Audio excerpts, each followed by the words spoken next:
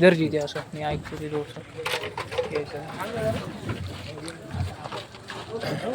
आज राकेश गुरुनाथ खाडे वय 28 वर्ष, मुक्काम वारगाव, घटनास्थळ मोहदा, यनुरकर यांच्या खदानमध्ये तो 10-12 वर्षापासून काम करायचा आणि काम करत असताना प्रामाणिकपणे सेवा द्यायचा.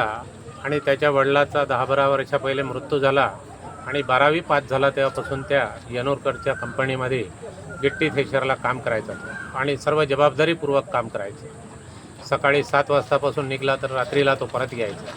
आईचा आधारस्तंभ असलेला राकेश हा निघून गेलेला आहे, मृत्यू झाला आहे त्याचा. आणि वणीच्या रुग्णालयामध्ये जवळजवळ 12 वाजतापासून बवळी आणून टाकलेली आहे. परंतु ते यनुरकर जे मालक आहे ते त्या आईचं संगोपन छान करण्यासाठी सर्वांचा आग्रह असताना त्यांनी पूर्ण दिवस शिरपूर पोलीस स्टेशनमध्ये काढला आणि अजूनही ते ॲग्री झालेले नाही आहे.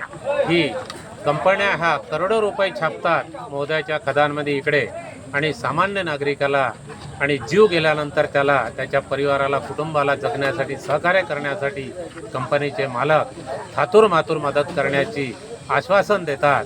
ही या परिसरातील काम करणाऱ्या कामगारांसाठी आणि पाल्यांना खूप धोकादायक बाब आहे.